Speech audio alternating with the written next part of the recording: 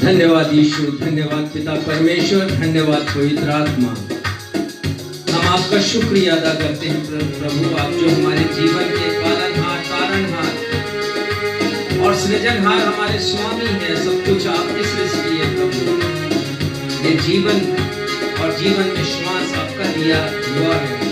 हमारे हृदय की हर एक धड़कन भी आपकी है प्रभु। और आज की सुबह हम सब मिलकर के आपकी तारीफ करते हैं, महिमा करते हैं, क्योंकि आप हमारी चिंता करते हैं। करता हूँ मैं तेरी चिंता, तू क्यों चिंता करता है। करता हूँ मैं तेरी चिंता, तू क्यों चिंता करता है। आंसुओं की घाटियों में हाथ न छोड़ूंगा तेरा। आंसुओं की घाटियों में हाथ न छोड़ूंगा तेरा।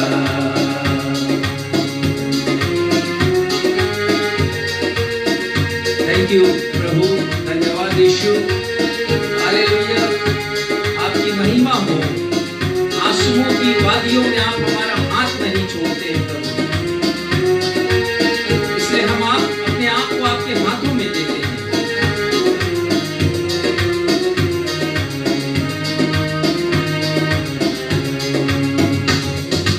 तेरी महिमा तू देखेगा, खुद को मेरे हाथों में दे दे। मेरी महिमा तू देखेगा, खुद को मेरे हाथों में दे दे। अपनी शक्ति मैं तुझको देता हूँ, कराऊंगा हर दिन कृपा में। अपनी शक्ति मैं तुझको देता हूँ, कराऊंगा हर दिन कृपा में। करता हूँ मैं तेरी चिंता, तू क्यों चिंता करता है।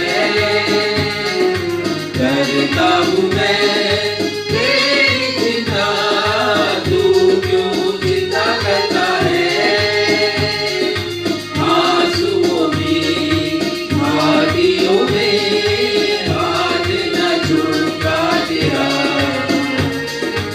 आंसुओं की घाटियों में हाथ न छोड़ूंगा तेरा। हाथ न छोड़ूंगा तेरा। हाथ न छोड़ूंगा तेरा। नवजीवन इवेंजलिकल चर्च की 35वीं ऑनलाइन आराधना में मैं क्षितिज मसीह आप सभी दर्शकों का हार्दिक स्वागत करते हुए आपको हमारे मुक्तिदाता प्रभु यीशु मसीह के महान और सामर्थी नाम में शालोम, सलाम, प्रेज द लॉर्ड, जय यीशु, यीशु सहाय एवं जय मसीह की कहता हूँ। जय मसीह। आज की आराधना परमेश्वर पिता, परमेश्वर पुत्र और परमेश्वर पवित्र आत्मा के नाम से करते हैं। आमीन आमीन आमीन। राजा दाऊद भजन संहिता 55 अध्याय के पद 2 में लिखते हैं, हे परमेश्वर मेरी ओर ध्यान देकर मुझे उत्तर दे। मैं चिंता के कारण छटपटाता हूँ और व्याकुल रहता हूँ। King David says, because of the worry I am restless and I am distraught. प्रिय भाई और बहनों, हम सबके जीवन में चिंताएं आती हैं।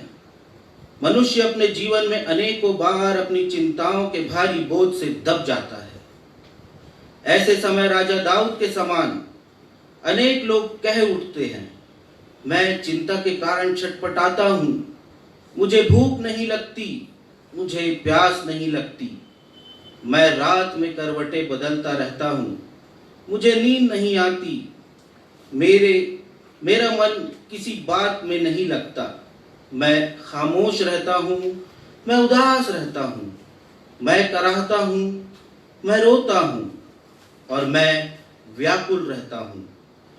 यदि आप भी ऐसी ही परिस्थिति से होकर गुजर रहे हैं तो निश्चित जानिए आज का संदेश आपके लिए है। आज हमारे पासवान साहब आपको संदेश में बताएंगे कि प्रभु यीशु मसीह हमारे ऐसे चरवाहे हैं जो हमारी प्रतिदिन की रोजमर्रा की जरूरतों को पूरा करके हमें चिंताओं से मुक्त करते हैं। प्रिय भाई और बहनों, अभी हमने आराधना के प्रारंभ में गीत गाया, करता हूं मैं तेरी चिंता, तू क्यों चिंता करता है। जी हाँ साथियों, हमारे प्रभु यीशु मसीह पल पल हमारी चिंता करते हैं। वे हमारे इस जीवन यात्रा में जब हम आंसुओं की घाटियों से होकर गुजरते हैं तब वे हमारे साथ रहते हैं। वो हमारा साथ नहीं छोड़ते और वो हमारा ध्यान रखते हैं। यदि आप किसी भी प्रकार की चिंता से ग्रसित हैं तो आज ही प्रभु यीशु मसीह के पास आइए। नवजीवन इवेंजेलिकल चर्च की आराधना में हमारे साथ शामिल हो जाइए। आप शांति और विश्राम महसूस करेंगे। प्रभु यीशु मसीह ने कहा है, हे सब चिंताओं से थके और दबे लोगों, मेरे पास आओ, मैं तुम्हें शांति और विश्राम दूंगा। आइए हम सब मिलकर मशहूर गीतकार फैनी क्रॉस्बी द्वारा लिखित उस गीत को गाएं जिसके शब्द हैं, प्रभु तेरा हूँ, तेरे वचन से तेरा प्रेम पहचानता हूँ। प्रभु को महिमा और आदर देने के लिए हम सभी अपने स्थानों पर खड़े हो जाएंगे और यदि आपके पास मसीही गीत संग्रह है तो उसके गीत क्रमांक 367, 367, 367 में ये गीत पाया जाता है। आइए हम मिलकर इस गीत को गाएं।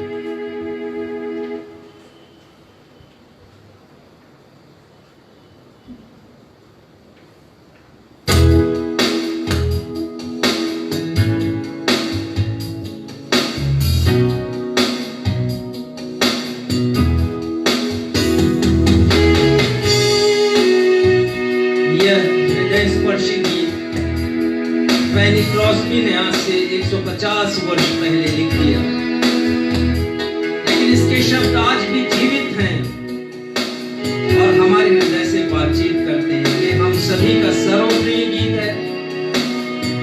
मेरे माता का 93 वर्ष की जो हो गई, उनका भी ये अति प्रिय गीत है। आइए इस गीत को गाएं। प्रभु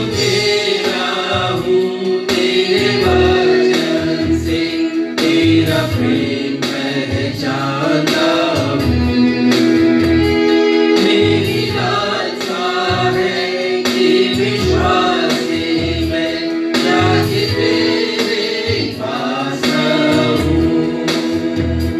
रब तू मुझको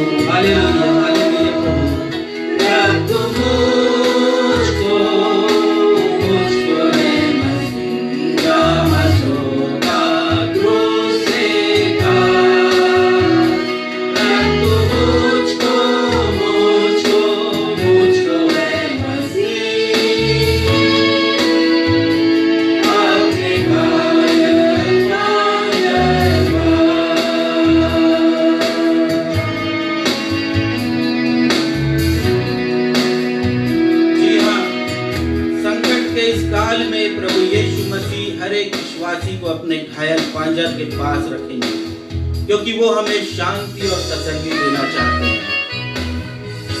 आप अपना स्थान ग्रहण कर सकते हैं।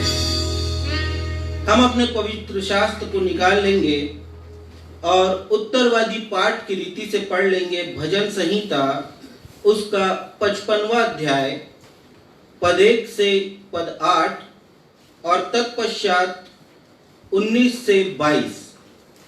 भजन संहिता अध्याय 55 पद 1 से 8 और उसके बाद 19 से 22, और इसे पढ़ने में हमारी अगुवाई भाई सक्षम मसीह करेंगे।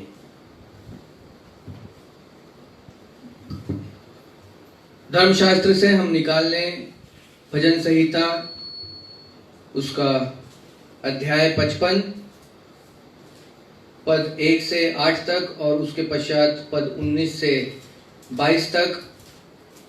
और जैसा कि हमारा दस्तूर है, हम इसे उत्तरवादी की रीति से पढ़ेंगे। और मैं आग्रह करूंगा आप सब से कि अंतिम जो 2 पद हैं, 21वां पद और 22वां पद, वो हम सब साथ में पढ़ लेंगे। पहले हम पढ़ लेंगे पद 1 से 8 उत्तरवादी की रीति से। हे परमेश्वर, मेरी प्रार्थना की ओर कान लगा और मेरी गिड़गिड़ाहट से मुंह ना मोड़। मेरी ओर ध्यान देकर मुझे उत्तर दे। मैं चिंता के मारे छटपटाता हूँ और व्याकुल रहता हूँ, क्योंकि शत्रु कोलाहल और दुष्ट उपद्रव कर रहे हैं। वे मुझ पर दोषारोपण करते हैं और क्रोध में आकर सताते हैं। मेरा मन भीतर ही भीतर संकट में है और मृत्यु का भय मुझ में समा गया है। भय और कपकपी ने मुझे पकड़ लिया है और भय के कारण मेरे रोए रोए खड़े हो गए हैं। तब मैंने कहा, भला होता कि मेरे कबूतर के से पंख होते तो मैं उड़ जाता और विश्राम पाता। देखो, फिर तो मैं उड़ते उड़ते दूर निकल जाता और जंगल में बसेरा लेता। मैं प्रचंड भयाल और आंधी के झोंके से बच बचकर किसी शरण स्थान में भाग जाता। पद 19 से 22 तक। जो लड़ाई मेरे विरुद्ध मची थी, उससे उसने मुझे कुशल के साथ बचा लिया है। उन्होंने तो बहुतों को संग लेकर मेरा सामना किया था। परमेश्वर जो आदि से विराजमान है, यह सुनकर उनको उत्तर देगा कि ये वे हैं जिनमें कोई परिवर्तन नहीं और उनमें परमेश्वर का भय है ही नहीं। क्षमा करेंगे, मैंने 18वें पद को पढ़ लिया था। मैं फिर से 19वां पद पढ़ रहा हूँ। उसके बाद जैसा उत्तरवादी की रीति है वैसे हम पढ़ेंगे। परमेश्वर जो आदि से विराजमान है, यह सुनकर उनको उत्तर देगा, ये वे हैं जिनमें कोई परिवर्तन नहीं और उनमें परमेश्वर का भय है ही नहीं। उसने अपने मेल रखने वालों पर भी हाथ छोड़ा है। उसने अपनी वाचा को तोड़ दिया है। 21वां और 22वां पद हम सब साथ में पढ़ लेंगे। उसके मुंह की बातें तो मक्खन सी चिकनी थी, परंतु उसके मन में लड़ाई की बातें थी।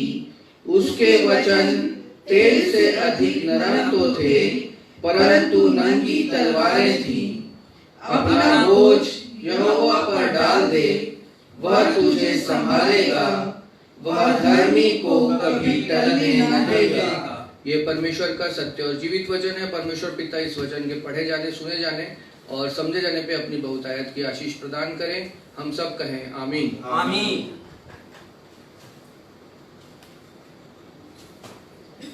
कुछ समय हम प्रार्थना में व्यतीत करेंगे और इसी समय हमारे कलीसिया के पासबान हमें सूचनाओं से भी अवगत कराएंगे। समय है हमारे पासबान महोदय को कि वे आए और प्रार्थना में हमारी अगुवाई करें।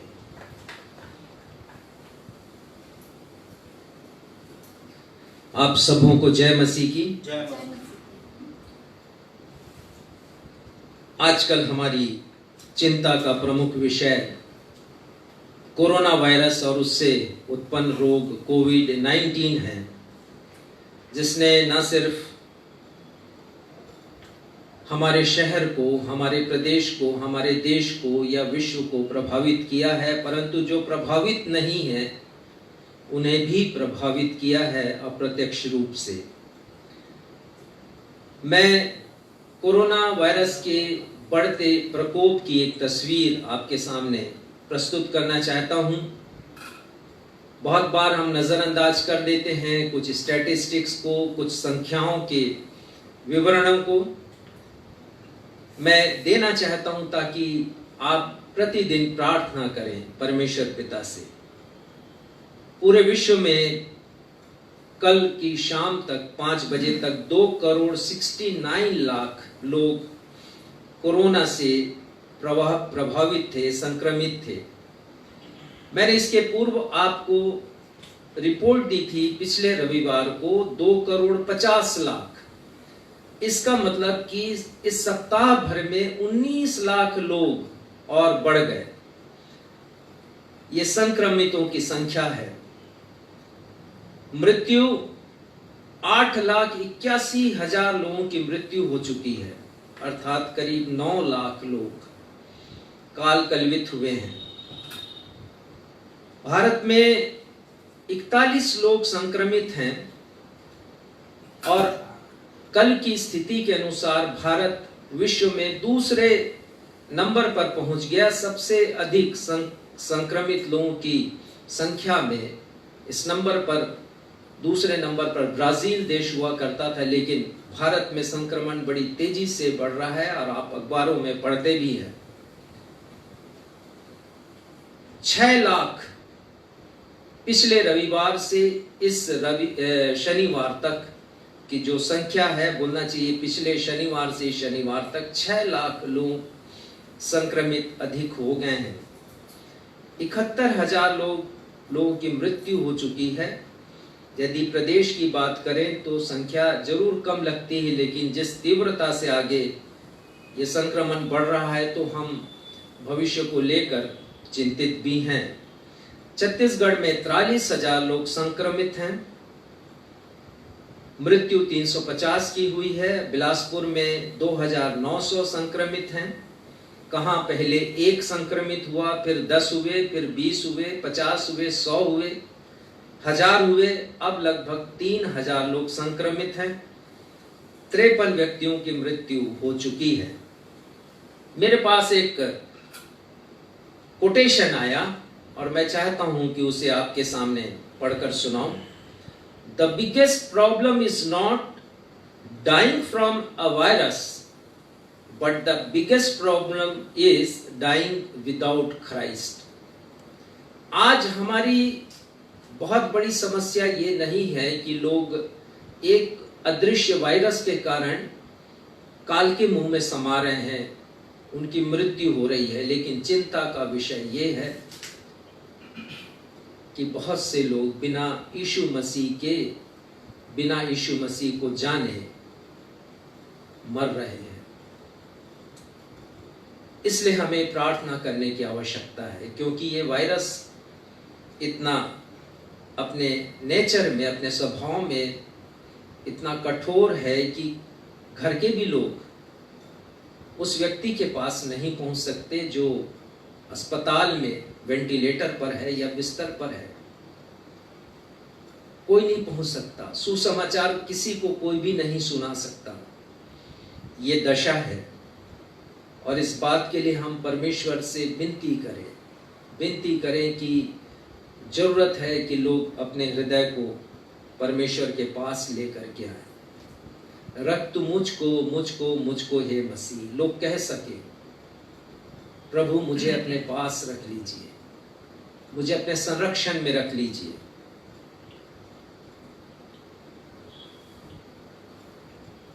पर जैसा होता आया है कि बहुत से ऐसे निराशाजनक खबरों के बीच में भी उम्मीद की कुछ खबरें भी हम देते हैं आपको, और मैं आपको बताना चाहता हूं कि हमारे पास्टर गौतम के घर निर्माण के लिए भेंट राशि आना प्रारंभ हो गई है। और हमने आपके सामने निवेदन किया था कि अति वर्षा के कारण उनका घर ढह गया मिट्टी का वो घर था और अभी वो बेघर हैं, और हमारी योजना है कि हम उनके लिए घर बनाएं और साथ ही साथ घर के साथ एक छोटा सा आराधना स्थल भी हम बना दें। मैं धन्यवाद देना चाहता हूं क्वारंटाइन प्रेयर ग्रुप को, जिनके द्वारा हमें एक राशि प्राप्त हुई है, भेंट प्राप्त हुई है। धन्यवाद देना चाहता हूं मिस एंजेलिना साइमन को, जिन्होंने अपने बर्थडे की खुशियों को इस रूप में बांटना चाहा कि एक पास्टर का घर बन सके। मैं धन्यवाद देना चाहता हूं अपने भाई सुरेश और बहन किरण हंटर को, जिन्होंने अपने नाती के जन्मदिन पर अपनी खुशी को इस अवसर के लिए बांटना चाहा है। मैं धन्यवाद देना चाहता हूं उनको इसलिए भी कि उन्होंने हमारे पुराने रिक्वेस्ट के ऊपर, जब हमने कहा था कि पास्टर्स को मोबाइल की ज़रूरत है, स्मार्टफोन की ज़रूरत है, तो उन्होंने अपने पास से एक स्मार्टफोन देने का वादा किया है। और साथ ही साथ उन्होंने अपने नाती के जन्मदिन के अवसर पर झोपड़पट्टी में रहने वाले हमारे असहाय और निराश्रित लोगों को, उपेक्षित लोगों को मिठाई और कुछ खाद्य सामग्री देने का भी निश्चय किया है। परमेश्वर उनके परिवार के ऊपर आशीष दे और उनके बेटा सुमित और बहू प्रियंका को भी अपनी आशीषों से परिपूर्ण करे, और उनके नाती को भी। बहन उषा रानी दास जो भाटापारा में रहती हैं, और उनके भाई धर्मेंद्र दास जो बलौदा बाजार में रहते हैं, उनकी तरफ से भी एक भेंट राशि हमें प्राप्त हुई है। परमेश्वर पिता इन्हें अपनी आशीषों से परिपूर्ण करें, क्योंकि इन्होंने हमारे रिक्वेस्ट को रिस्पॉन्स दिया है और हमें ये राशि भेजी है। मैं धन्यवाद देना चाहता हूँ भाई बेटे वर्णित को और उनकी पत्नी श्वेता को कि उन्होंने भी हमें सहायता राशि भेजी है। परमेश्वर पिता इन सभी के ऊपर अपनी आशीष का हाथ रखें।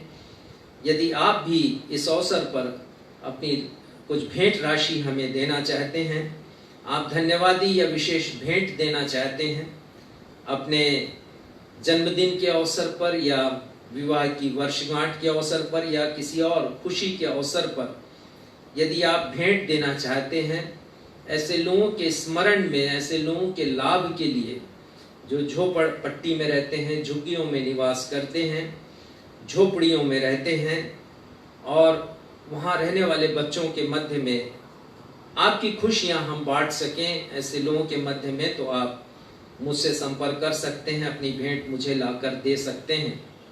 साथ ही बहुत से लोगों ने रविवारी भेंट भी इकट्ठा करके रखी है अपने घर में, और कुछ लोगों ने दिया है। यदि आपने भी एकत्रित करके रखा है, ईमानदारी के साथ प्रभु को समर्पित किया है भेंट के समय, तो प्रार्थना करते हैं कि मैं निवेदन करता हूं कि आप भी वो राशि हमें ला करके दें, ताकि भले कार्यों में उसका उपयोग हो सके। महत्वपूर्ण सूचना एक यह भी है कि आने वाले रविवार को प्रभु भोज की सेवा आप सभी के लिए इस कलीसिया के द्वारा दी जाएगी। आने वाले रविवार अर्थात 13 सितंबर को, तो आप ध्यान रखें और जैसी तैयारी आप पूर्व में करते आए हैं अभी तक, आप 13 सितंबर रविवार के पहले अपनी सारी तैयारी कर लें, ताकि आदर के साथ, पवित्रता के साथ और परमेश्वर के भय में प्रभु भोज में आप शामिल हो सकें। हम धन्यवाद देते हैं परमेश्वर को कि भाई सुरेश हंटर के बेटे अर्पित का चुनाव हो सका है गोवा के कॉलेज में एमटेक करने के लिए, और खुशी की बात यह है कि उन्हें स्कॉलरशिप भी मिली है, जिससे माता पिता के ऊपर कोई अतिरिक्त बोझ नहीं आएगा। हम परमेश्वर की आशीष उस बेटे के लिए चाहते हैं, लेकिन माता पिता चाहते हैं कि मध्य प्रदेश या नागपुर या नागपुर के किसी अच्छे कॉलेज में एमटेक के लिए उसका चुनाव हो सके। एक अंतिम काउंसलिंग बाकी है, तो हम प्रार्थना करते हैं अपने इस बेटे के लिए कि उसका भी चुनाव पास के किसी इंजीनियरिंग कॉलेज में हो सके, जहां वो अपनी पीजी की डिग्री ले सके। आज कोसीर नामक गांव में जो पामगढ़ में है, हमारे सारे पास्टर्स का, उस क्षेत्र के पास्टर्स का एक रिट्रीट है, एक सम्मेलन है, सेमिनार है, और वो सेमिनार प्रारंभ हो चुका है। हमारे पास्टर्स उसमें भाग ले रहे हैं। हम प्रार्थना करें कि वो सेमिनार अच्छे से हो सके, प्रभु की आशीष हो, और जिन विषयों के ऊपर आज वो मनन चिंतन करेंगे बड़ी गंभीरता के साथ कर सके और नवजीवन कलीसियाओं को आगे वो बढ़ा सके। हम प्रार्थना करेंगे, कुछ प्रेयर रिक्वेस्ट है। पास्टर अभिषेक हैं, राजस्थान के भील एरिया में काम करते हैं, भील क्षेत्र में। प्रार्थना करें कि परमेश्वर इनकी सेवकाई को आगे बढ़ाए। हम प्रार्थना करें अपने बेटे डॉक्टर तनवीर के लिए, उनकी योजना है भविष्य में कुछ और अच्छा काम करने की और आगे एक प्लांट डालने की उनकी योजना है। परमेश्वर इस योजना में उनकी सहायता करे। हमने प्रार्थना की थी मिस्टर विलियम डैनियल के लिए, इलाहाबाद में है और 4th स्टेज में थे, ब्रेन कैंसर उनको हुआ था, लेकिन वो काफी बढ़ गया। प्रभु को इत्थाया कि उन्हें अपने पास बुला ले, तो हम उनकी पत्नी के लिए, मिसेस जॉयलिन के लिए प्रार्थना करते हैं कि प्रभु उन्हें और परिवार के हर एक लोगों को अपनी शांति से परिपूर्ण करे। कोरोना वायरस का प्रभाव हमारे समाज में भी बढ़ता जा रहा है, फैलता जा रहा है। Pastor Denzil Christ corona positive पाए गए हैं। मिसेस परीना वो पॉजिटिव पाई गई हैं। मिस्टर अरुण लाल जो प्रोफेसर अविनाश लाल के भाई हैं वो पॉजिटिव पाए गए हैं, और एक भाई मिस्टर अविनाश प्रेम ये भी कोरोना पॉजिटिव पाए गए हैं। हम प्रार्थना करें कि परमेश्वर इन्हें चंगाई दे, और अभी तक जितने लोगों के लिए दुआएं की हैं वे चंगाई प्राप्त करके अपने घरों में सकुशल लौट आए हैं, और ये भी लौट आए। प्रभु का अनुग्रह, प्रभु की कृपा इनके साथ हो। प्रार्थना करेंगे मिस्टर जॉनसन सिंह के लिए जो हमारे बेटे सुमेक के पिता हैं और इन दिनों एक गंभीर रोग से पीड़ित हैं। परमेश्वर इन्हें भी अपनी चंगाई दे और चंगाई भरा स्पर्श इन्हें प्रदान करे। हम प्रार्थना करेंगे मिसेस मोना दावंडे के लिए जो बैतूल में हैं और उनका ब्लड प्रेशर बहुत ही इर्रेगुलर है, वो डायबिटिक भी हैं। परमेश्वर इन्हें चंगाई प्रदान करें, परमेश्वर इनके साथ हों। आइए इन विषयों को हम परमेश्वर के समक्ष रखें। हे हमारे पिता, हम आपके समक्ष आते हैं, हम धन्यवाद देते हैं। आप हमारे ऐसे परमेश्वर हैं जो हमारी चिंता करते हैं। हमारी चिंता इस प्रकार से करते हैं प्रभु कि हम चिंतित ना हो। हम बहुत सी बातों की चिंता करते हैं अपने जीवन में, और ये चिंताएं हमारे लिए बहुत विनाशकारी और घातक हो जाती हैं। मनुष्य के लिए जब वो बहुत अधिक चिंता करता है किसी बात को लेकर के, लेकिन बाइबल कहती है कि हम चिंता ना करें। प्रभु यीशु मसीह ने कहा चिंता नहीं करो। प्रार्थना करते हैं प्रभु अपने सारे विषयों के लिए जिनके लिए हमारा कंसर्न है, और हमने बड़े विश्वास से आपके सिंहासन के सामने उन विषयों को रखा है, उन बातों को रखा है कि आप हमेशा की तरह उनका सकारात्मक जवाब हमें दें। और यदि आपका जवाब अभी नहीं आता है तो धैर्य रखें, प्रतीक्षा करें, धीरज रखें।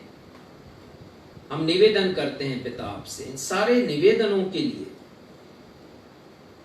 हम विनती करते हैं आपकी कृपा हो जिनके नाम हमने पढ़े हैं। प्रार्थना करते हैं पिता कि कोविड-19 के कारण कोई भी मनुष्य जो आपको नहीं जानता हो वो आपको जान सके किसी न किसी प्रकार से प्रभु, और आपके सलीब के पास है ताकि आप अपने पांजर के पास उसे रख सके। प्रार्थना करते हैं पिता अपने सारे दर्शकों के लिए जो आज के इस कार्यक्रम में हमारे साथ सहभागी हैं।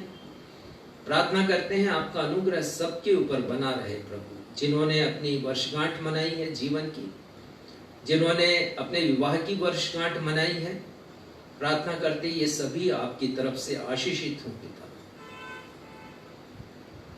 हम वृद्ध लोगों के लिए प्रार्थना करते हैं जिन्हें बहुत जोखिम है कोरोना वायरस का प्रकोप उनके ऊपर ज्यादा होता है, इम्यून सिस्टम कम होता है। प्रार्थना करते हैं कि हमारे लोग जिनसे आप प्रेम करते हैं प्रभु, वे सुरक्षित पाए जाएं।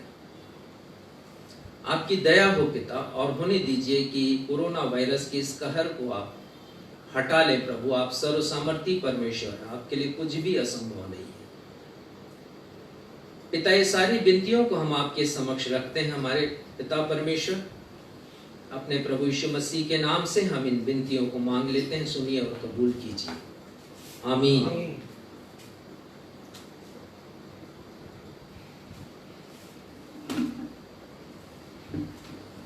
पवित्र शास्त्र से बाइबल के पाठों के पठन का समय है।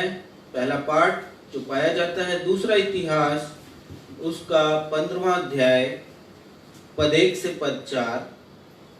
दूसरा इतिहास 15वां अध्याय पद 1 से पद 4। इसे पढ़ने में हमारी अगुवाई मिसेस बीना मसीह करेंगी। और दूसरा पाठ जो पाया जाता है नए नियम की किताब से याकूब, उसका 4था अध्याय पद 13 से 16 तक। याकूब 4था अध्याय पद 13 से 16, और इसे पढ़ने में हमारी अगुवाई बहन आकांक्षा मसीह करेंगी।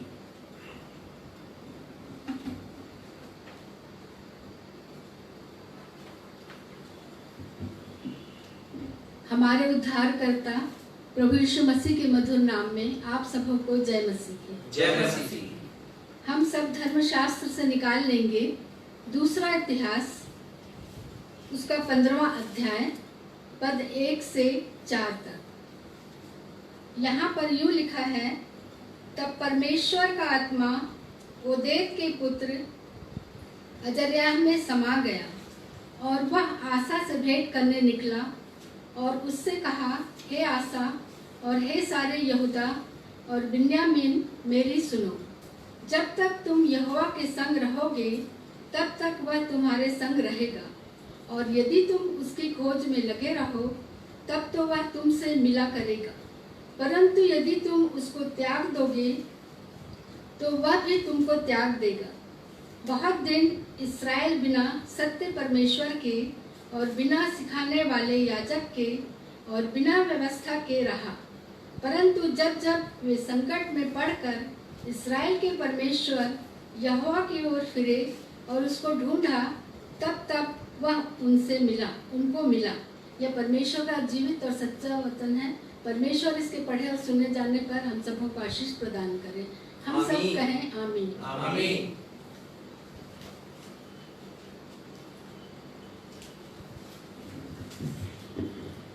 Praise the Lord. मैं आप लोगों के सामने पढ़ लूंगी याकूब 4 उसका पद 13 से लेकर 16 तक।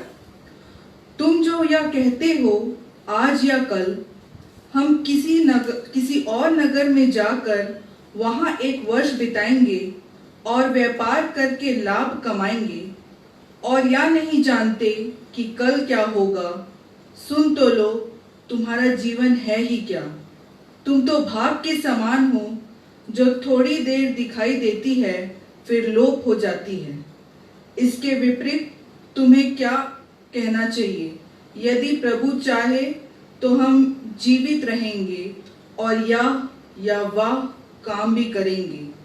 पर अब तुम अपने डिंग मारने पर घमंड करते हो। ऐसा सब घमंड बुरा होता है। परमेश्वर अपने पढ़े हुए वचन पर आशीष दे। हम सब कहें आमीन। आमीन। सुसमाचार पाठ के आदर में हम सभी अपने स्थानों पर खड़े हो जाएंगे। सुसमाचार का आज का पाठ जो पाया जाता है मत्ती रचित सुसमाचार उसका 6वां अध्याय पद 25 से पद 34 तक। मत्ती 6 पद 25 से 34।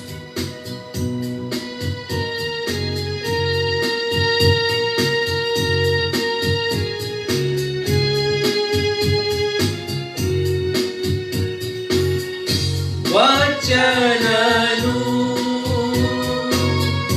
वचननु मंगल सुसमाचार। वचननु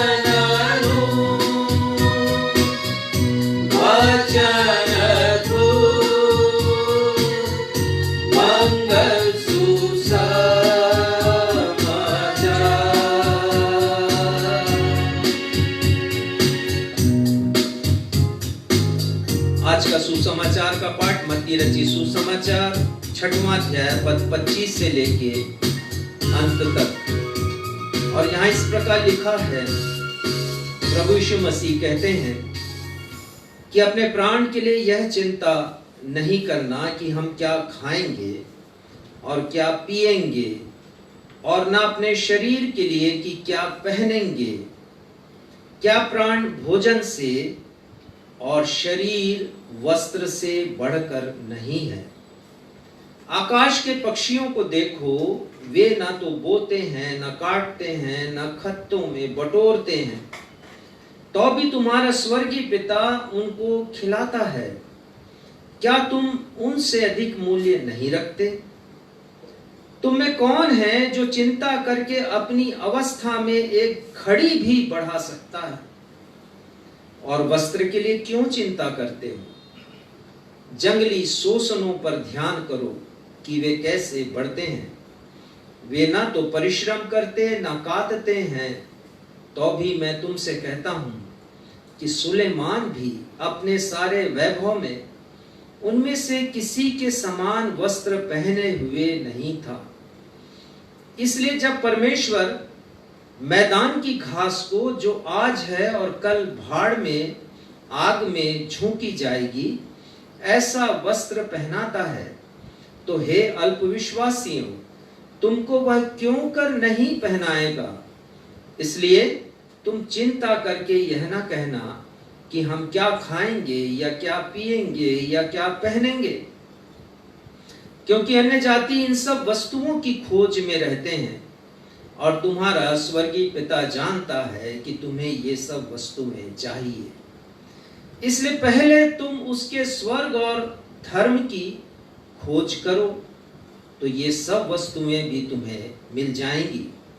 सो कल के लिए चिंता नहीं करना, क्योंकि कल का दिन अपनी चिंता आप कर लेगा। आज के लिए आज ही का दुख बहुत है। ये प्रभु यीशु ख्रिस्त का सुसमाचार है। प्रभु यीशु ख्रिस्त आपके नाम की महिमा हो। हम सब कहें आमीन। आमीन।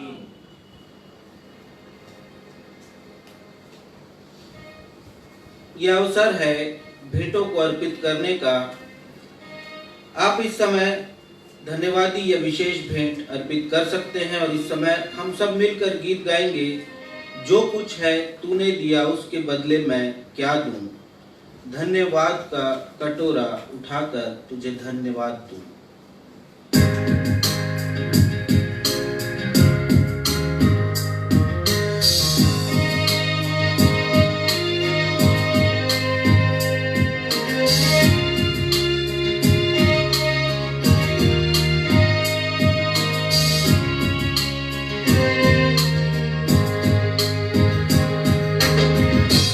कुछ तूने दिया उसके बदले मैं क्या दूं, कुछ तूने दिया उसके बदले मैं क्या दूं। फिर से, जो कुछ तूने दिया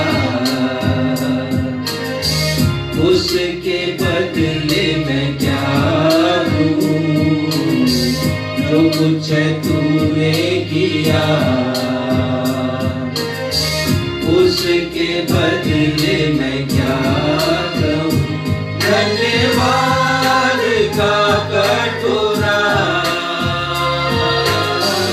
उठा के मैं ये कहूं, धन्यवाद का कटोरा उठा के मैं ये कहूं कि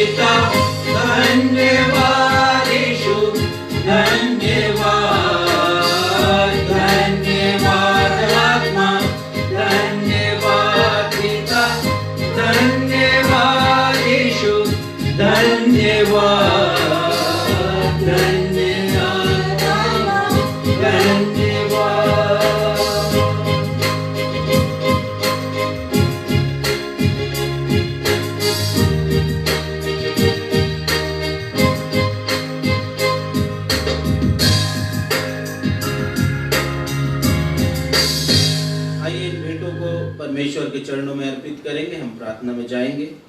महान जीवित अनुग्रहकारी पिता परमेश्वर, आराधना के इस समय हम आपके चरणों के निकट आते हैं जब हमने अपने भेंटों को आपके नाम पर अर्पित किया है। प्रेम पिता, हमने अपने धन्यवादी भेंटों को आपके नाम को दिया है। प्रेम पिता, उन्हें दीजिए ये आपको ग्रहण योग्य होने वाली हो सके। इन भेंटों के द्वारा आपके राज्य की और आपके नाम की महिमा के प्रचार के काम होने वाले हो सके। जैसा हमने वचन में पढ़ा प्रेम पिता कि आप पक्षियों की सुधि लेने वाले ईश्वर हैं।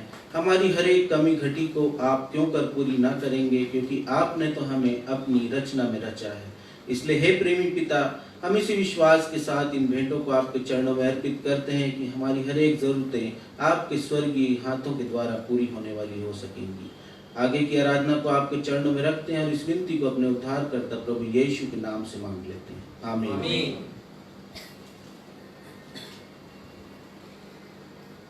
संदेश की तैयारी में हम एक गीत और गा लेंगे और उस गीत के बोल हैं, चिंता न कर वो तेरे साथ है, आंधियां तुझे डरा ना सकेंगी, लहरें तुझे डुबा ना सकेंगी। चिंता नहीं करना है हमें, और यही यह गीत भी कहता है।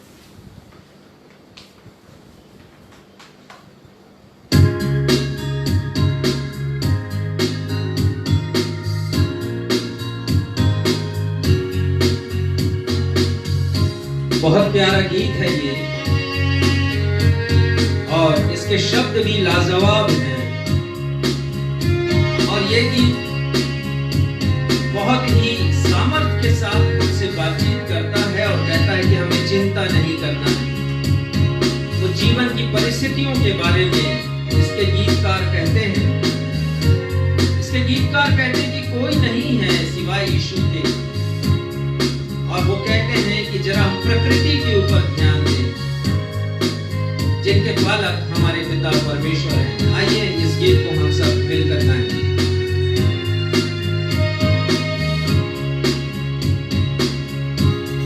चिंता न कर वो तेरे साथ है, चिंता न कर वो तेरे साथ है, आंधियां तुझे डरा ना सकेंगी, लहरें तुझे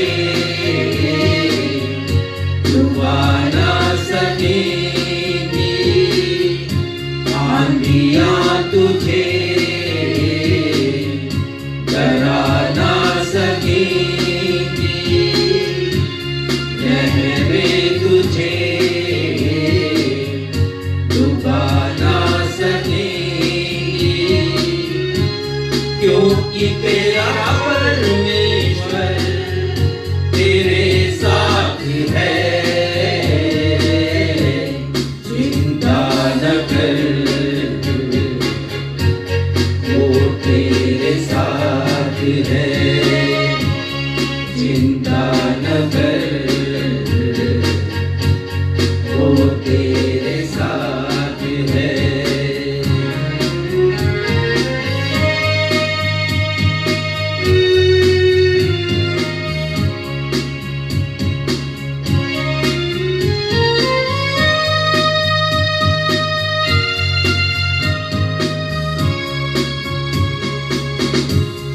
जीवन की राहों में हालात यूं होंगे, सूझेगा ना कुछ भी जब द्वार बंद होंगे।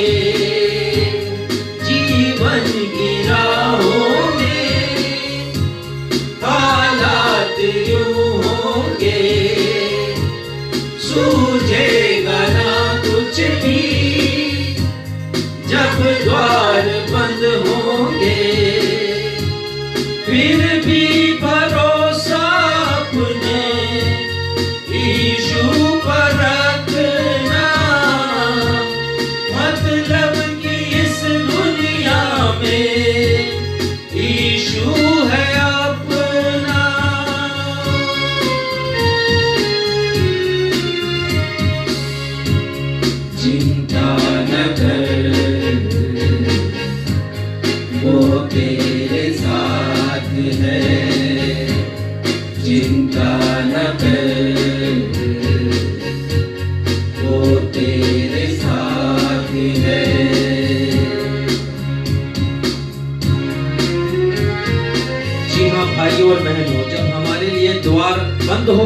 हैं तो वो केवल यीशु है जो हमारे लिए एक नया द्वार खोलते हैं, उम्मीदों की किरण हमारे लिए जगाते हैं। और ये गीत ये भी कहता है कि कोई नहीं है किसी का यहाँ पर, केवल यीशु है हमारा सच्चा साथी जो हमारा साथ देते हैं। Thank you Jesus.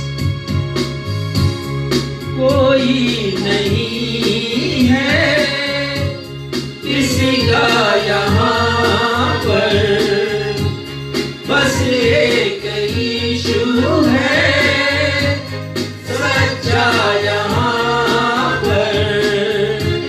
कोई नहीं है किसी का यहाँ पर, बस एक यीशु है सच्चा यहाँ पर। तेरी उंगली को पकड़ कर तुझको चलाएगा, हिलने न देगा तुझको, पाँव में उठाएगा।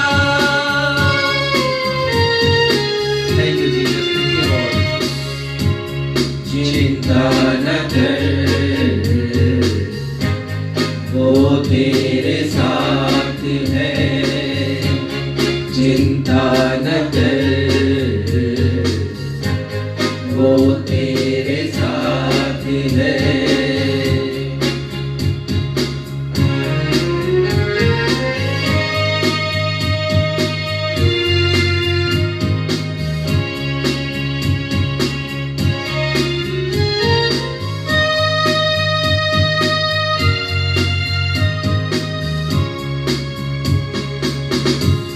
नजरें उठा कर दे उन पक्षियों को, ना तो वे बोते हैं ना काटते हैं वो। नजरें उठा कर दे उन पक्षियों को, ना तो वे बोते हैं ना काटते हैं वो। स्वर्गीय पिता परमेश्वर तुमको क्यों न देगा, मांगो मसीह यीशु से तुमको मिलेगा।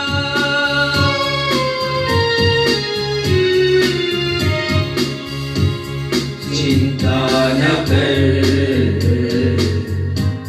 वो तेरे साथ है, चिंता न कर वो तेरे साथ है। आंधियाँ तुझे डरा ना सकेगी, लहरें तुझे डुबा ना सकेगी, आंधियाँ तुझे डरा ना सकेगी, लहरें तुझे डुबा ना सकेगी।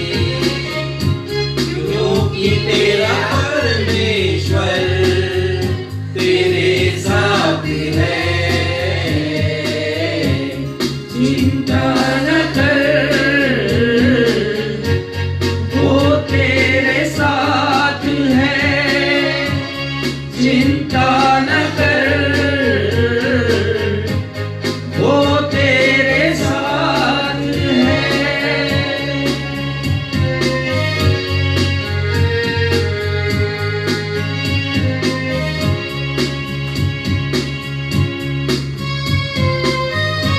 भाइयों बहनों, बीते 4 हफ्तों से हम ये देख रहे हैं कि मनुष्य के जीवन की बुनियादी जरूरतें क्या क्या हैं। और इसी कड़ी में आज पांचवा संदेश हमारे पासवान महोदय हमारे समक्ष रखेंगे। मनुष्य के जीवन की बुनियादी जरूरतें क्या क्या हैं? What are the basic needs in the life of a man? पांचवी कड़ी आज की इस संदेश की हमारे पासवान महोदय के द्वारा।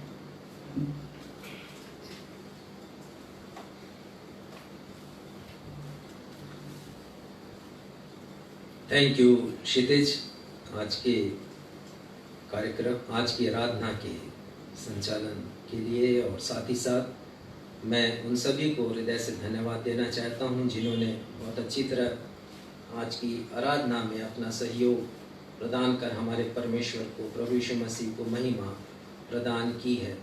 परमेश्वर पिता की आशीष आप सभी के जीवन में बनी रहे। विगत 4 सप्ताहों से जैसा बताया गया या रविवारों से कहना चाहिए, हम राजा दाऊद के द्वारा लिखे गए सर्वाधिक लोकप्रिय भजन 23 पर विचार विमर्श कर रहे हैं। हम मनन कर रहे हैं कि मनुष्य के जीवन की असली और सच्ची बुनियादी जरूरतें क्या क्या हैं। हमने अभी तक सीखा है 4 बातों को। पहली बात यह है कि जब हम यीशु को अपने जीवन का चरवाहा स्वीकार करते हैं, जब हम उन्हें अपने जीवन का मुक्तिदाता स्वीकार करके जीवन की बागडोर उनके हाथों में सौंप देते हैं, तब वे हमारे जीवन की कमियों को पूरा करते हैं। पहली कमी जो उन्होंने पूरी की वो नेतृत्व की कमी, क्योंकि हम देखते हैं कि इस दुनिया में सच्चे नेतृत्व की कमी है, सच्चे अगुवे की कमी है। दूसरी बात हमने सीखी कि मनुष्य के जीवन में सुख की कमी है और प्रभु यीशु मसीह हमें सच्चा सुख प्रदान करते हैं। सच्चा सुख जो आंतरिक सुख है, वो सुख जो संसार हमें नहीं देता, हमारे प्रभु यीशु मसीह हमें प्रदान करते हैं। तीसरी बात हमने सीखी कि हमारे जीवन में सच्चे मित्र की कमी है और हमने सीखा कि प्रभु यीशु मसीह हमारे सच्चे मित्र बनकर जीवन के कठिनतम क्षणों में, कठिनतम समय में, मुश्किल हालातों में हमें छोड़ते नहीं हैं, हमारे साथ साथ बने रहते हैं। और चौथी बात हमने देखी पिछले रविवार को कि मनुष्य के जीवन में शांति की कमी है। प्रभु यीशु मसीह ने अपने शिष्यों से कहा था, अपने पकड़वाए जाने के पूर्व अपने अंतिम संदेश में, जिसको फेयरवेल स्पीच कहते हैं, यूहन्ना के 16वें अध्याय के 33 पद में वो कहते हैं अपने शिष्यों से कि बहुत कठिन दिन तुम्हारे लिए आने वाले हैं, तुम्हें मुझ में शांति मिले। संसार में तुम्हें क्लेश होता है, लेकिन ढाढ़स बांधो, मैंने संसार को जीत लिया है। संसार की विचारधारा पर मैंने विजय प्राप्त की है। संसार की विचारधारा जो शैतान की विचारधारा है, जो मनुष्य को नष्ट करने की विचारधारा है, उसके ऊपर हमारे प्रभु यीशु मसीह ने विजय को हासिल किया है, वो जयवंत हुए हैं। प्रभु यीशु मसीह हमें आंतरिक शांति प्रदान करते हैं। पिछले रविवार को हमने देखा और हमने सीखा कि हमें सच्ची शांति देने के लिए प्रभु यीशु मसीह ने स्वयं क्लेशों को सहा, दुखों को सहा। हमने देखा यशायाह 53 उसके 7वें पद में वो लिखते हैं, प्रभु यीशु मसीह का जीवंत वर्णन उन्होंने किया है क्रूस पर मृत्यु का। और यशायाह लिखते हैं, जैसे भेड़ ऊन कुतरने के समय या भेड़ी वध होने के समय चुपचाप रहती, शांत रहती है, वैसे ही यीशु मसीह शांत थे क्रूस के ऊपर। अपने आप को दे दिया, कुर्बान कर दिया, उन्होंने बलिदान कर दिया अपना कि मुझे और आपको शांति मिले। और यशायाह 53:5 में लिखते हैं कि हमारी शांति के लिए यीशु मसीह पर ताड़ना पड़ी।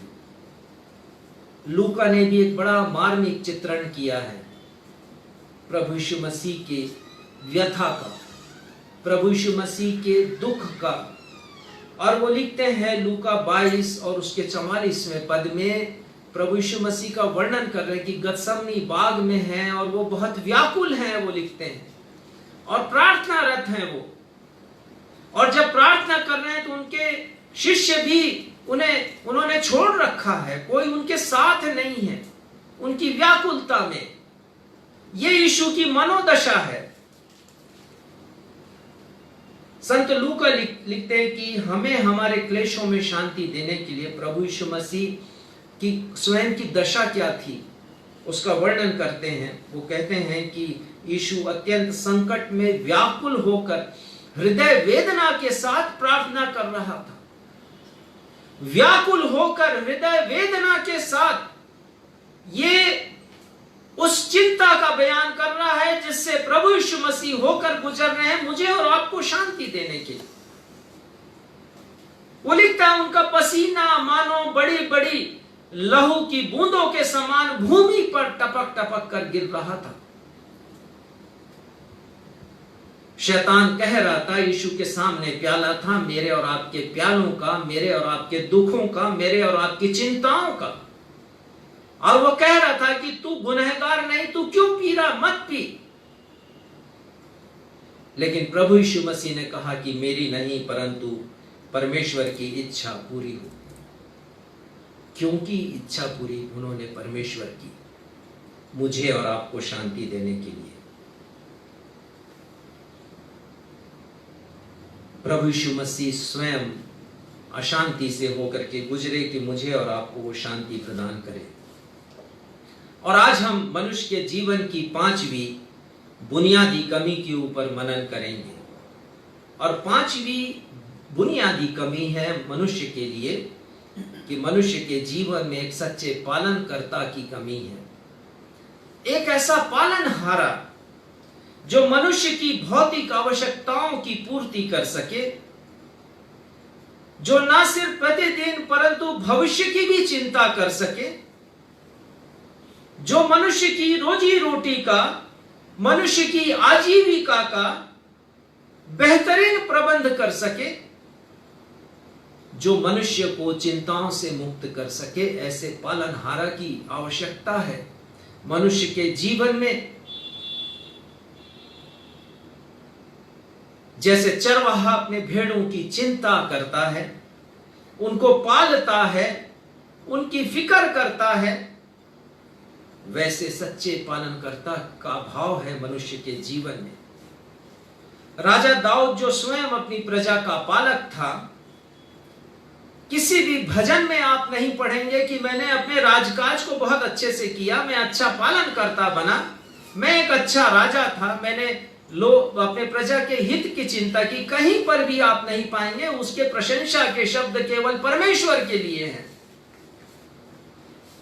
और वो लिखता भजन संहिता 23 अध्याय के 5वें पद की पहली पंक्ति में पढ़िएगा क्या लिखा है। तू मेरे सताने वालों के सामने मेरे लिए मेज बिछाता है। वो लिखते हैं तू मेरे सताने वालों के सामने मेरे लिए मेज बिछाता है, मेज बिछाता है। इसका अर्थ बड़ा व्यापक है, बहुत गहरा है, बहुत विशाल है। हम इसे साधारण रूप में ना लें कि जैसे ये मेज है बिछी हुई है, वैसा उन्होंने मेज बिछा दिया। हमें इसे समझना पड़ेगा। प्रभु यीशु मसीह न सिर्फ हमारी रोजी रोटी की व्यवस्था करते हैं, प्रबंध करते हैं, परंतु हमारी हर एक भौतिक आवश्यकताओं की पूर्ति भी वो करते हैं। वे जरूरतें जो हमारे इस जीवन रूपी गाड़ी को चलाने के लिए आवश्यक है, रोजमर्रा की जिंदगी में, वे जीवन के हर जरूरी जरूरतों को प्रदान करने वाले पालनकर्ता प्रभु हैं हमारे। मेज को बिछाते हैं। लेकिन मनुष्य जब प्रभु यीशु मसीह को छोड़कर, प्रभु यीशु मसीह जैसे पालनकर्ता को छोड़कर अपनी जीवन की गाड़ी को स्वयं ही चलाना प्रारंभ करता है तो वो कहीं ना कहीं चिंताओं के बोझ से दब जाता है। संसार में ऐसा कोई व्यक्ति नहीं जो चिंताग्रस्त ना हुआ हो। चिंताएं सभी मनुष्य के जीवन में आती हैं। मेडिकल साइंस की एक रिपोर्ट है मेरे पास और आपकी जानकारी बढ़ाने के लिए मैंने कुछ होमवर्क किया है, आपको बताना चाहता हूं कि चिंता दो प्रकार की होती है। एक चिंता सकारात्मक चिंता है और दूसरी चिंता नकारात्मक चिंता। सकारात्मक चिंता या पॉजिटिव वरीज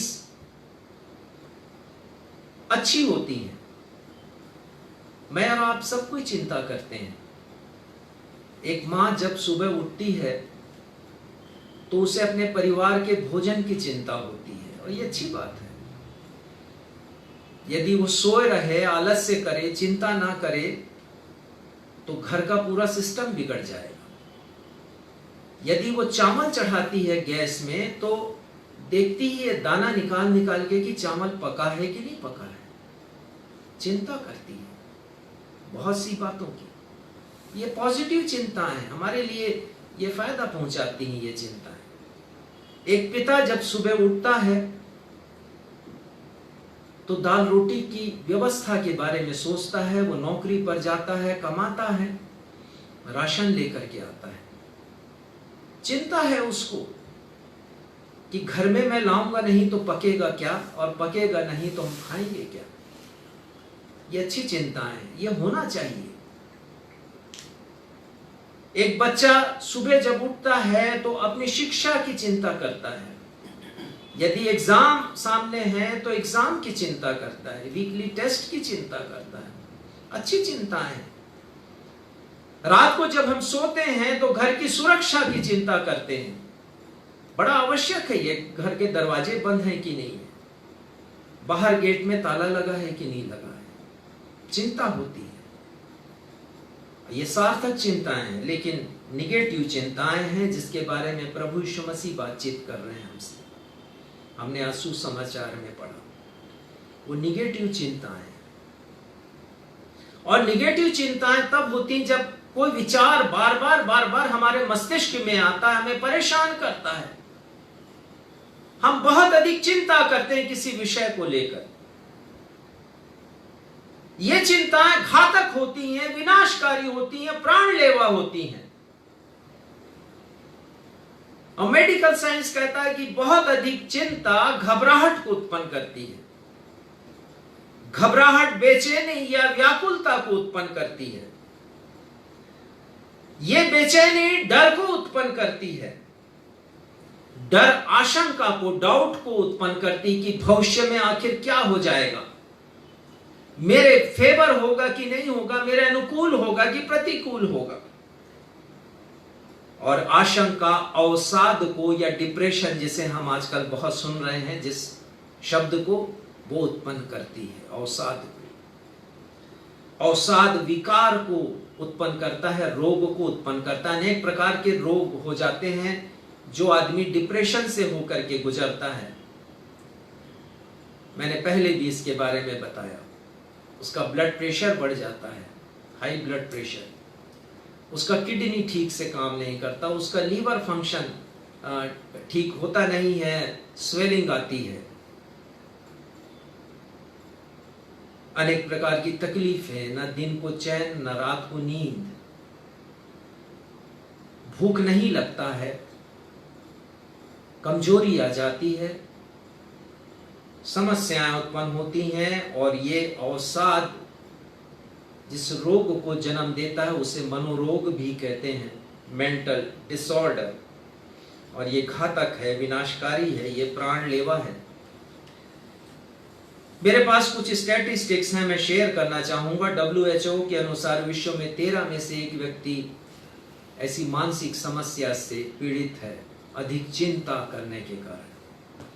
अवसाद से होकर गुजर रहा है, मानसिक रोग से ग्रसित है बहुत से लोग, इनकी संख्या कम नहीं है, 750 करोड़। यदि विश्व की आबादी है तो 58 करोड़ लोग मानसिक बीमारियों से ग्रसित हैं। अमेरिका जैसे संपन्न देश में जहां खाने पीने की कोई आम समस्या नहीं है, रहने की समस्या नहीं, वहां पर 4 करोड़ लोग डिप्रेशन का शिकार हैं।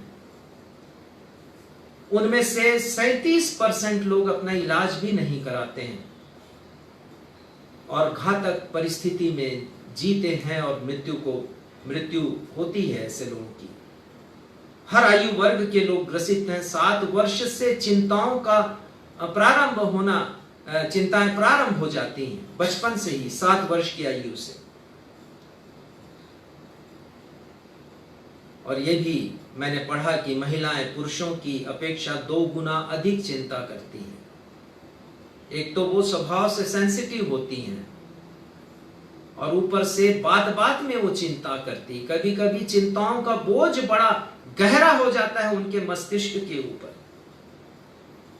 टाइम्स ऑफ इंडिया के अनुसार 43% भारतीय चिंताग्रस्त होते हैं।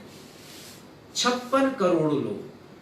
अब आप इसकी तुलना विश्व से नहीं करेंगे क्योंकि विश्व की जो रिपोर्ट मैंने दी 58 करोड़, उसमें घातक रूप से जो ग्रसित है उनका जिक्र मैंने किया है। भारत में 34 करोड़ लोग साधारण रूप से मानसिक रोग से ग्रसित हैं। 14 करोड़ लोग उससे थोड़ा अधिक रूप में ग्रसित हैं और 8 करोड़ गंभीर रूप से पीड़ित हैं। जैसे मैंने विश्व में 58 करोड़ का जो आंकड़ा दिया, वो 8 करोड़ भारत में आंकड़ा है। ये बड़ी गंभीर स्थिति है हमारे देश की। बाइबल कहती है कि राजा दाऊद भी अवसाद से होकर के गुजरे हैं। आज हमने भजन संहिता 55 पढ़ा है और क्षितिज ने भी इसका वर्णन किया। मैं भी आपके सामने बताना चाहता हूं कि किस प्रकार के अवसाद से, डिप्रेशन से होकर राजा दाऊद गुजरे हैं। उनके जीवन में समस्याएं आई, बहुत सी समस्याएं। एक तो उनको राजगद्दी नहीं मिली, दूसरा राजा शाऊल उनके पीछे पड़ गया हाथ धो करके उनके प्राण लेने के लिए। अपनी पूरी सेना लगा दी दाऊद के पीछे और बाद में जब उन्हें राज सिंहासन मिला तो कुछ समय के पश्चात उनके पुत्र ने, अबशालोम ने, उनके खिलाफ विद्रोह कर दिया, अपने पिता के खिलाफ। और दाऊद को अपना राज सिंहासन छोड़कर कहीं और शरण लेनी पड़ी क्योंकि वो अपने पुत्र को मारना नहीं चाहता था जैसे दूसरे राजा कर लेते हैं।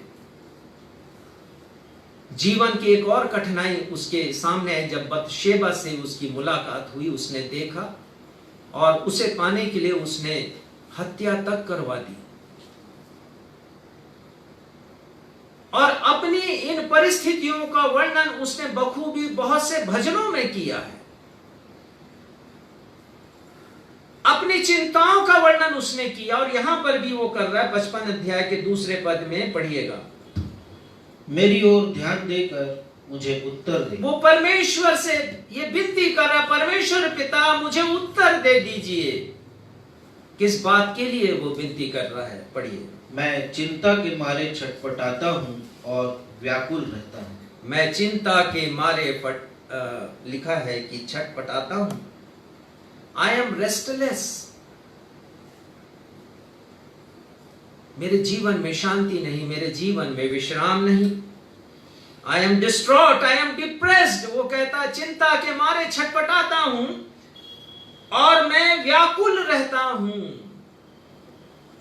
जब हम बहुत अधिक चिंता से होके गुजरते हैं तो ये वही स्थिति है। और वो कहता है कि मैं क्या करूं परमेश्वर पिता, मुझे उत्तर दीजिए।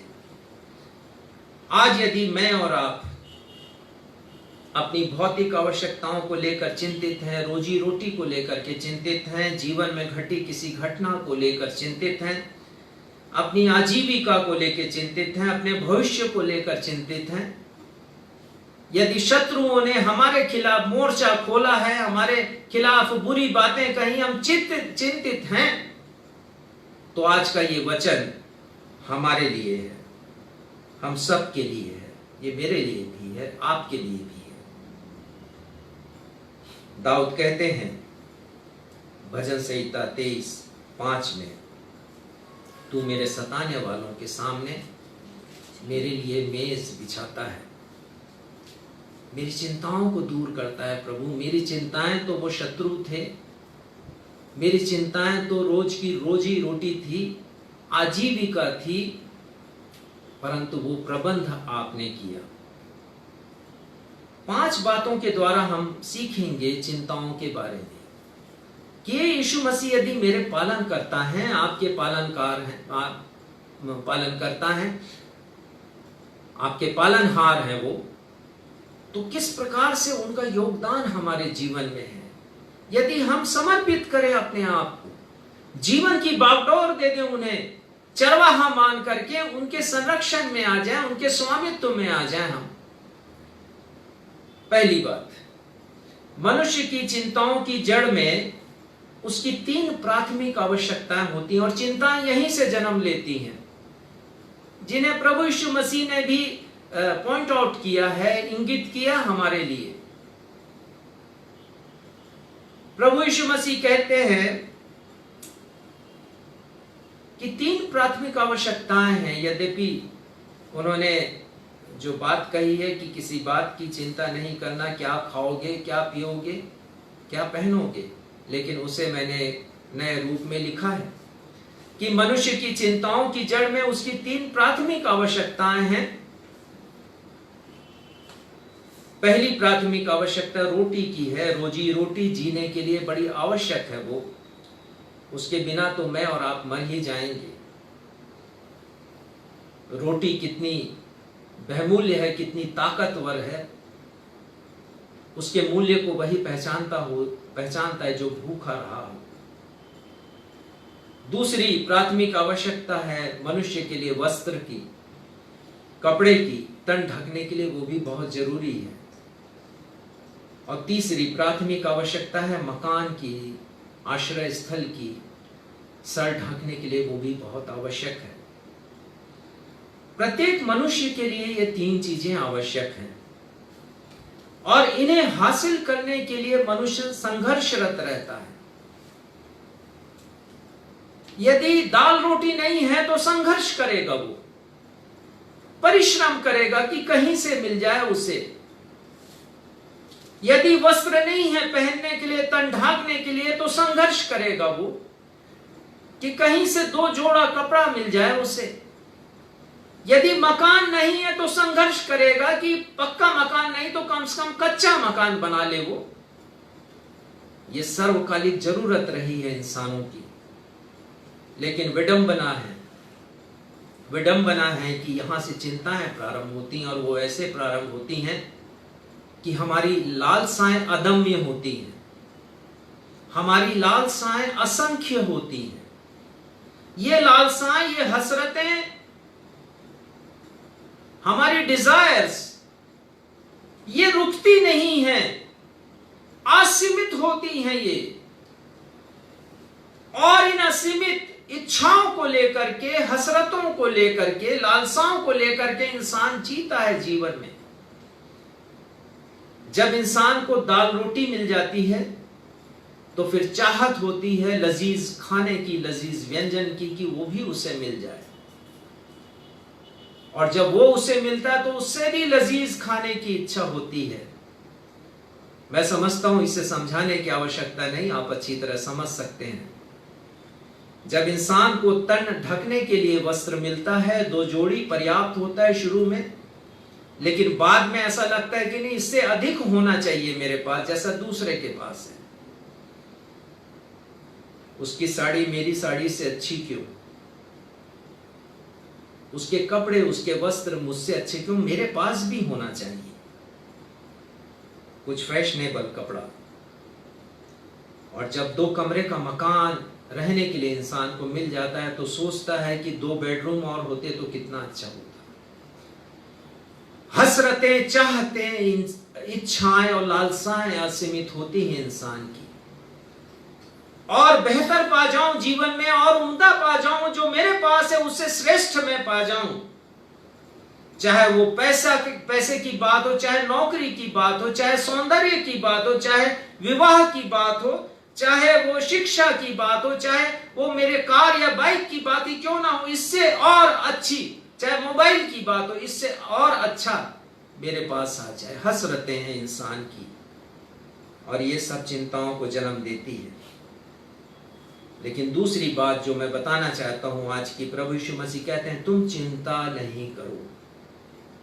पहाड़ी उपदेश में उन्होंने बहुत अच्छी बात कही है। मत्ती उसके 6वें अध्याय में 25 से लेके 34 पद मैंने आपके समक्ष पढ़ा है। 6 बार प्रभु यीशु मसीह ने चिंता शब्द का प्रयोग किया। 6 बार आप गिन लीजिए, पद 25 में, 27 में, 28 में, 31 और 34 में 2 बार। पहाड़ी उपदेश में प्रभु यीशु मसीह ने किसी भी विषय को इतना नहीं छुआ जितना उन्होंने चिंता को छुआ है, क्योंकि उन्हें मालूम है कि यह चिंता मुझे और आपको नष्ट कर देगी। यह चिंता मुझे और आपको परमेश्वर से अलग कर देगी। यह चिंता मुझे वचन से पीछे हटा देगी, विरक्त कर देगी ये चिंता। और यदि मेरा और आपका चरवाहा कह रहा है कि तुम चिंता नहीं करो, तो आप समझ सकते हैं कि हमारी जिंदगी के लिए कितना महत्वपूर्ण है। वो जानते हैं कि ये तो विनाशकारी है चिंता, ये तो प्राण लेवा है चिंता, ये तो बड़ा घातक है। संस्कृत में एक नीति वचन है और मैं चाहता हूं कि मैं इसे कोट करूं, मुझे बड़ा अच्छा लगता है। और ये श्लोक के रूप में है, मैं पढ़ना चाहता हूं। चिता चिंता समाही। जिन्होंने इसे लिखा वो कहते हैं कि चिता और चिंता एक समान होती है। उक्ता बिंदु मात्र विशेषता है, इसमें विशेषकर केवल एक बिंदु का फर्क है, चिता और चिंता। चिता में एक बिंदु लग जाता है तो वो चिंता बन जाता है। और वो कहते हैं निर्जीवम दहते चिता। वो कहते हैं कि चिता निर्जीव को जलाती है, जैसे लकड़ी को जला दी, कंडे को जला दी, वस्त्र को जला दी, निर्जीव चीजों को। लेकिन बहुत अर्थ की बात वो कहते हैं सजीवम दहते चिंता। सजीव व्यक्ति को चिंता जलाकर राख कर देती है। प्रभु यीशु मसीह कहते हैं मत्ती 6 और 31 पद में, वो कहते हैं इसलिए तुम चिंता करके यह न कहना कि हम क्या खाएंगे या क्या पिएंगे या क्या पहनेंगे। प्रभु यीशु मसीह कहते हैं कि चिंता नहीं करो। और वो कहते हैं कि यदि चिंता करो तो अपने प्राण की करो। लेकिन अपने प्राण की तो हमें कोई चिंता नहीं होती कि प्राण आखिर जाएगा कहां मृत्यु के बाद। हमारा प्राण सुरक्षित है कि नहीं है परमेश्वर के हाथ में। वो कहते हैं यहां पर 31 पद में प्रभु यीशु मसीह क्षमा करेंगे 25 पद में वो कहते हैं कि चिंता नहीं करना। और आगे कहते हैं कि क्या प्राण भोजन से और शरीर वस्त्र से बढ़कर नहीं है। हम व्यर्थ बातों की चिंता करते हैं, बहुत अधिक चिंता करते हैं इनकी। प्रभु यीशु मसीह कहते हैं कि यदि असली चिंता हो तो हमें अपने प्राण की, अपने आत्मा की चिंता होना चाहिए। और यही बात मैंने आपसे कहा कि कोरोना से लाखों लोग मर रहे हैं। हमें उनके प्राण की चिंता होनी चाहिए, हमें अपने स्वयं के प्राण और आत्मा की चिंता होनी चाहिए। प्रभु यीशु मसीह कहते हैं, एक बड़ा अच्छा जिक्र है, मरियम और मार्था दोनों बहनें हैं। प्रभु यीशु मसीह इनके घर में अक्सर आ जाया करते थे। यरूशलेम जब भी आते थे तो बैतनिया वो आया करते थे। और लिखा है कि पद 39 में, लूका 10 अध्याय के 39 में, कि जब प्रभु यीशु मसीह आते थे मार्था, मरियम और लाजर के घर में, तो मरियम प्रभु यीशु मसीह के चरणों के पास बैठकर प्रभु यीशु मसीह का वचन सुनती थी। उसे अपने प्राण की चिंता थी। 45 में लिखा है कि मार्था पेट की चिंता में लगी रहती थी, सेवा में लगी रहती थी। लिखा है कि वो घबरा गई, प्रभु से शिकायत करने लगी वो मरियम के बारे में। और प्रभु कहते हैं, मार्था तू बहुत बातों की चिंता करती है। प्रभु यीशु मसीह यही कह रहे हैं, तुम बहुत बातों की चिंता नहीं करो। भोजन आवश्यक है, लेकिन अनावश्यक रूप से उसकी चिंता ना करें हम। प्रभु यीशु मसीह कहते हैं, मरियम ने वह भाग, उत्तम भाग चुन लिया जो कभी छीना नहीं जाएगा। उसने अपने प्राण की चिंता की, अपने आत्मा की चिंता, इसीलिए चरणों में बैठी रही। तो हम चिंता करें, इस वचन को ना छोड़ें, हम इस पर अपने परमेश्वर को ना छोड़ें, प्रभु यीशु को नहीं छोड़ें। हम सब बातों की चिंता करते हैं, ध्यान देते हैं, तो इस पर भी ध्यान दें, हम प्राण की चिंता करें। दूसरी बात, हम आज की चिंता करें। जब भी आप बाइबल पढ़ें तो यह भी देखें कि वर्तमान काल में लिखा गया है वो वाक्य, या पूर्व काल में लिखा गया, या भविष्य काल में। 3 टेंस होते हैं। दाऊद लिखते हैं कि मेज बिछाता है, वर्तमान की बात वो करता है। मेज बिछाता मतलब प्रतिदिन मेरी भौतिक आवश्यकताओं को पूरा करते हैं, मेरी हर जरूरतों को प्रतिदिन पूरा करने वाला परमेश्वर, मेरे प्यारे यीशु मसीह। आज की जरूरत वो पूरी करते हैं, रोजमर्रा की जरूरत, प्रतिदिन की जरूरत। पहला पतरस 5:7 में संत पतरस लिखते हैं कि अपनी सारी चिंता प्रभु यीशु पर डाल दो, उससे तुम्हारा ध्यान है। वो हमारा ध्यान रखते हैं, रोजमर्रा के जीवन में हमारा ध्यान। क्यों ना हम अपनी चिंता को, यदि कोई चिंता है तो सबसे पहले भी रखें, जैसे दाऊद ने रखा परमेश्वर के सामने, हम भी रखें प्रभु यीशु मसीह के नाम में। प्रभु यीशु मसीह ने वर्तमान पर दृष्टि करने के 2 उदाहरण हमें दिए हैं। पहला उदाहरण है, आकाश के पक्षियों को देखो, उन्होंने कहा। पद 25 में वो कहते हैं, आकाश 26 में, क्षमा करेंगे, आकाश के पक्षियों को देखो, वे ना तो बोते ना काटते, हमने गीत भी गाया। जैसे परमेश्वर उनको देते हैं, हमें क्यों नहीं देंगे वो। पक्षियों को देखो। मैं बड़ा अचंभित हो गया जब मेरे बेटे ने बतलाया कि दूसरी बार हमारे घर में, हमारे गमलों में और वृक्षों में चिड़िया ने घोंसला बनाया है। और जब उसने बुलाया मुझको, रोमी ने, तो मैं गया वहां पर। मैंने देखा क्या अद्भुत दृश्य है वो। आप अचंभित हो जाएंगे, आपको देखना है तो मेरे घर में आइए अवश्य। वो छोटी सी चिड़िया है, लगभग हमिंग बर्ड के समान है वो, चींची करती, ऑर्नामेंटल बर्ड है वो। इतनी छोटी सी चिड़िया, इतनी छोटी सी पक्षी। प्रभु यीशु मसीह कहते पक्षियों को देखो और सीखो। 2 पत्तों को उसने ऐसा सिला है, आप ताजुब करेंगे, इधर से सिला है, इधर से सिला, कहां से धागा लेकर के आई है वो, आप ताजुब करेंगे, दांतों तली उंगली दबा लेंगे आप। और इतने छोटे से घोंसले में उसने घास फूस डाला है और 4 अंडे दिए हैं। मेरे पास इंतजाम नहीं है कि आपको उसका चित्र मैं दिखा सकूं। जैसे कैडबरी का पॉप होता है वैसा अंडा, छोटा छोटा ब्राउन कलर का। वो कहते हैं जंगली शोषणों पर ध्यान दो। जंगल में कभी कभी बड़े प्यारे फूल खिलते हैं। अमेरिका में, कैलिफोर्निया में एक पहाड़ी पूरी फूलों से भर जाती है। हमारे भी देश में, उत्तराखंड में, हिमालय पर्वत में एक घाटी है, फूलों की घाटी कहते हैं उसको। फूलों से भर जाता है ये मौसम।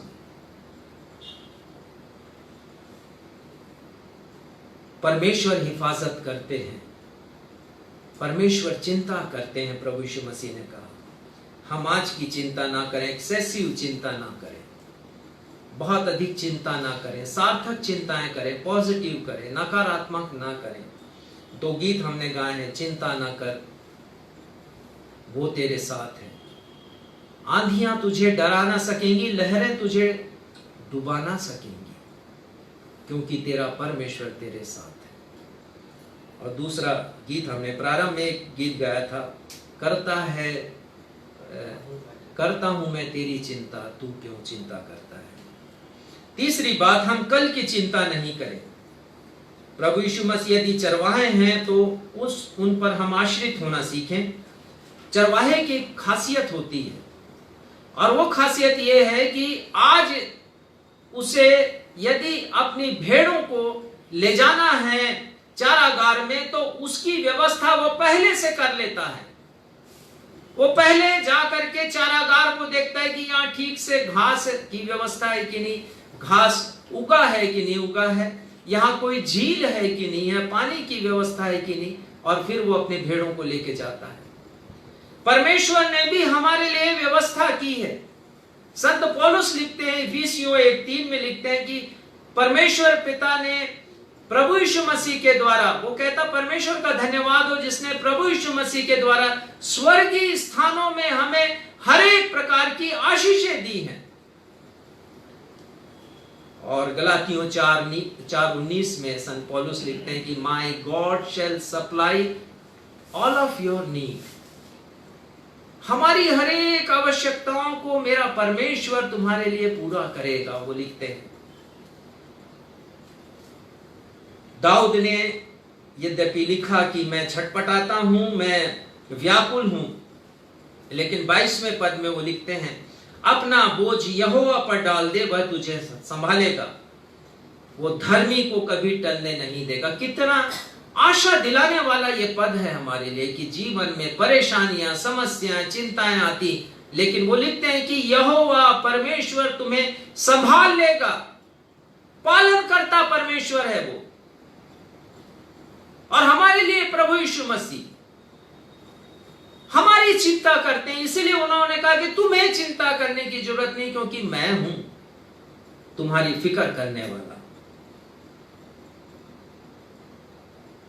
प्रभु यीशु मसीह कहते हैं मत्ती 6:34 में कि कल की चिंता नहीं करो। हम कल की चिंता नहीं करें, ना सिर्फ आज की चिंता परंतु आने वाले कल की भी चिंता, भविष्य की चिंता नहीं करें। बताने के लिए बहुत सी बातें हैं, समय हो चुका है, लेकिन मैं इसे पूरा करूंगा, शीघ्र पूरा करने की कोशिश करूंगा। याकूब हमने पढ़ा आज के एक पाठ में, और याकूब लिखते हैं कि तुम जो कहते हो कि आज या कल किसी नगर में जाएंगे, व्यापार करेंगे, योजना बनाते हो तुम, कल के लिए भविष्य की योजना बनाते हो तुम। वो कहता ये तो जानो तुम्हारा जीवन है ही क्या, तुम्हारा जीवन है ही क्या, तुम तो भाप के समान हो जो थोड़ी देर के लिए दिखाई देती है। वास्तव में हमारा जीवन ऐसा ही है। हम स्वयं होकर के अपनी योजना को पूरा करने की कोशिश ना करें, चिंताओं में पड़ जाएंगे। परमेश्वर के हाथ में सौंपे हैं। वो आगे यही कहता है, वो कहते हैं कि यदि परमेश्वर की इच्छा हो तब हमारी ये योजना पूरी हो, हम जीवित रहेंगे और ये काम भी करेंगे। और वो कहता किसी भी प्रकार से घमंड नहीं करो। वो कहता है कि तुम डींग मारने पर घमंड नहीं करो। तुम्हारे पास जो हैसियत है, नौकरी है, पैसा है, परमेश्वर के पास आओ, वो कहता है। चौथी बात, जिस बात से हमें अपनी सुरक्षा का खतरा हो हम उसकी चिंता ना करें। दाऊद कहते हैं तू मेरे सताने वालों के सामने मेरे लिए मेज बिछाता है। परमेश्वर हमारे लिए मेज बिछाते हैं। हम गीत भी गाते हैं, यहोवा चरवाहा मेरा, और हम गाते हैं शत्रुओं के सामने मेज को बिछाता है। और क्यों ना हम गा लें इसको, थोड़ी देर में हम समाप्त करेंगे। शत्रुओं के सामने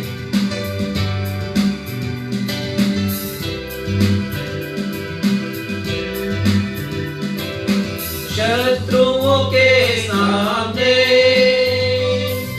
मेज को बिछाता है। प्रभु ने जो तैयार की मन मेरा मगन है। शत्रुओं के सामने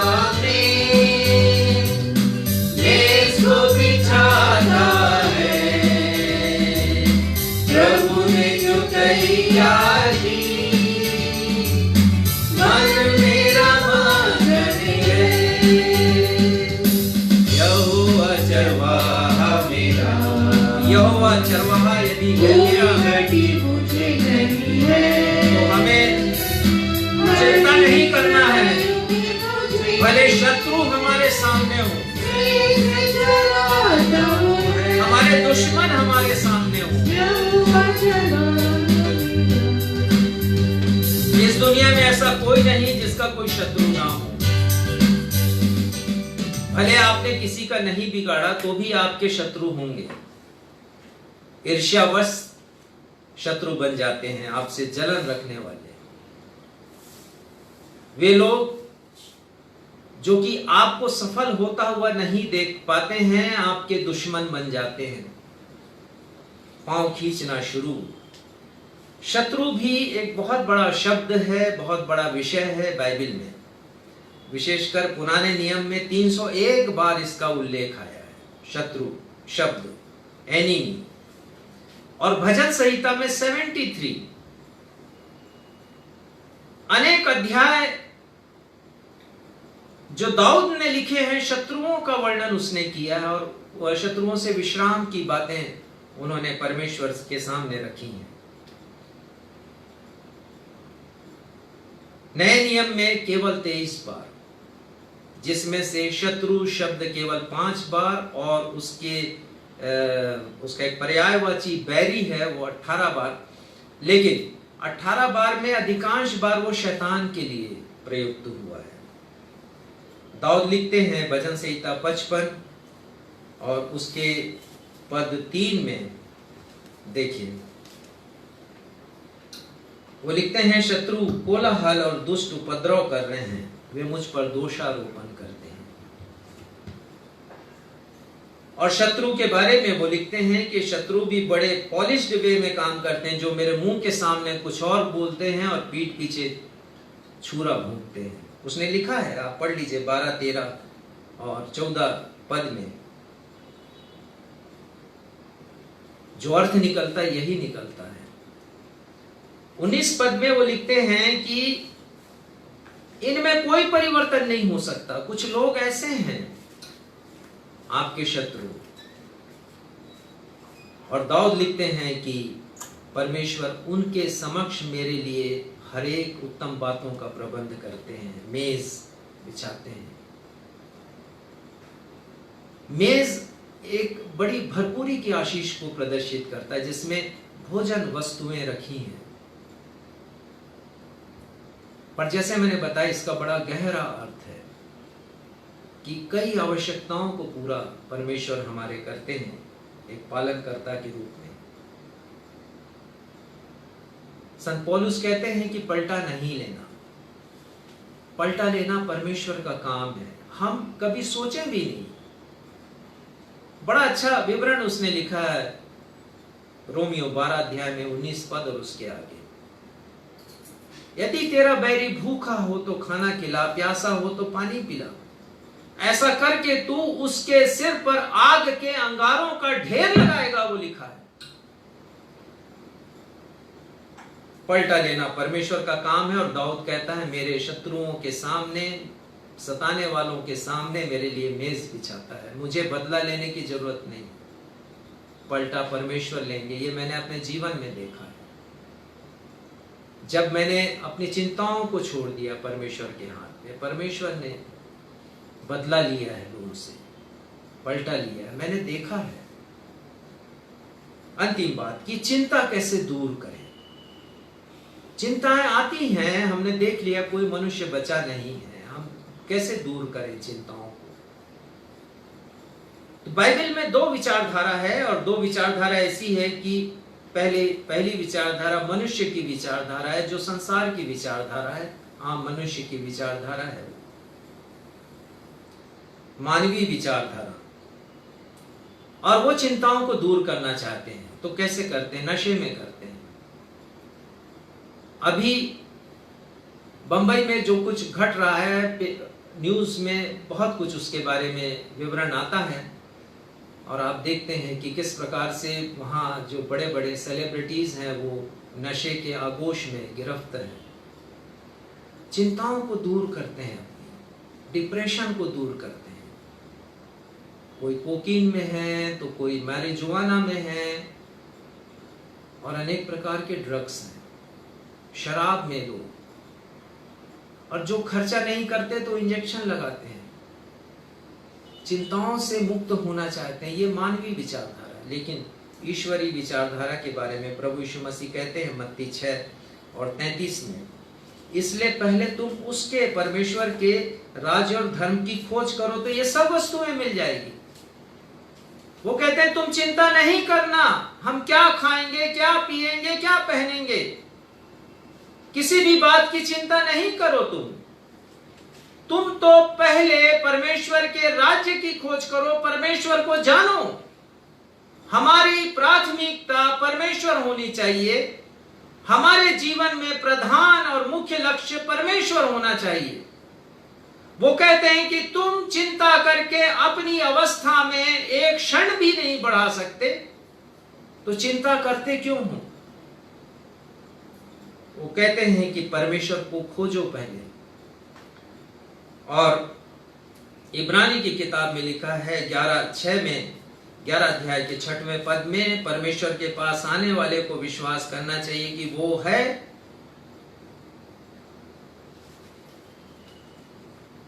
और अपने खोजने वालों को प्रतिफल देता है। खोजने वाले को, जो खोजता है, प्रभु यीशु मसीह ने कहा खोजो, तुम स्वर्गीय राज को खोजो, परमेश्वर को खोजो, परमेश्वर को जानो। और एक बड़ा अच्छा विवरण है, हमने पढ़ लिया पुराने नियम से, दूसरा इतिहास 15 अध्याय, वहां राजा आसा के बारे में हमने पढ़ा कि एक नबी था जरिया, और वो आए वहां पर और वो कहते हैं, और वर्णन है यहां पर कि जब इस्राएली लोग संकट में पड़े तब उन्होंने परमेश्वर को ढूंढा, परमेश्वर को खोजा, और परमेश्वर ने शांति दी सभी को, उन्हें चिंताओं से मुक्त किया और बड़े विश्राम का समय आ गया। एक और राजा है योशिया राजा, 8 वर्ष का जब हुआ तब ये गद्दी पर बैठा है। और 34 अध्याय के, दूसरा इतिहास 34 अध्याय के 3 पद में लिखा है कि लगभग जब 16 वर्ष का हुआ तब से वो परमेश्वर को खोजने लगा अपने टीनेज में ही,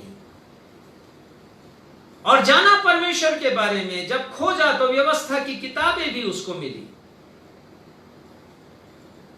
जाना परमेश्वर के बारे में। चिंताओं से मुक्त कैसे हो, ये तो टीनेज में है, काफी चिंताएं होंगी, पिता की मृत्यु हो गई, कैसे राजकाज चलाऊंगा, लेकिन खोजा पाया।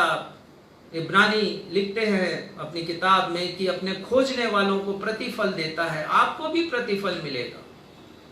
यदि मैं और आप चिंता में हैं तो हमारा एक पालन करता है, मनुष्य के जीवन में पालनकर्ता की कमी है, जो चिंताओं से मुक्त हमें करते हैं, मेज बिछाते हैं हमारे लिए। इस वचन के द्वारा परमेश्वर पिता आप सभी को अपनी आशीषों से परिपूर्ण करे। आइए हम अपने स्थानों पर खड़े हो जाएं, प्रार्थना करें। प्रभु की प्रार्थना आशीष से आज की आराधना को समाप्त करेंगे। ये हमारे पिता, हम धन्यवाद देते हैं पिता, आपने अद्भुत तरीके से हमारी सहायता की। संसार में 58 करोड़ लोग चिंता से ग्रस्त हैं और काफी लोग मर जाते हैं, बहुत से लोग सुसाइड करते हैं, बहुत से लोग बीमारियों से ग्रसित हो जाते हैं, बहुत से लोग अपंग हो जाते हैं। हम धन्यवाद देते हैं पिता, आपने हमें आज सिखा दिया कि हम चिंता ना करें, किसी भी बात की चिंता ना करें। इस वचन के समझाए जाने के लिए हम आपको हृदय से धन्यवाद देते हैं और प्रभु यीशु मसीह के नाम से अपनी इस प्रार्थना को मांगते हैं। सुनिए और कबूल कीजिए। आमीन। प्रभु की प्रार्थना कहेंगे। हे हमारे पिता, आप जो स्वर्ग में हैं, आपका नाम पवित्र माना जाए, आपका राज्य आए, आपकी इच्छा जैसे स्वर्ग में पूरी होती है वैसे पृथ्वी पर भी हो। हमारे दिन भर की रोटी आज हमें दीजिए, और जैसे हमने अपने अपराधियों को क्षमा किया वैसे हमारे अपराधों को क्षमा कीजिए। हमें परीक्षा में नहीं लाइए कि बुराई से बचाइए, क्योंकि राज, प्रभु और महिमा सदा आपके हैं। आमीन। आशीष ग्रहण कीजिए। अब हमारे अद्वैत पिता परमेश्वर का प्रेम, हमारे उद्धारकर्ता प्रभु यीशु मसीह का अनुग्रह और शांतिदायक पवित्र आत्मा की सहभागिता हमें से हर एक के साथ अब से लेकर के हमारे उद्धारकर्ता हमें चिंताओं से मुक्त करने वाले प्रभु यीशु मसीह के दूसरे आगमन तक हमेशा होती रहे। आमीन। आमीन। जय मसीह। जय जय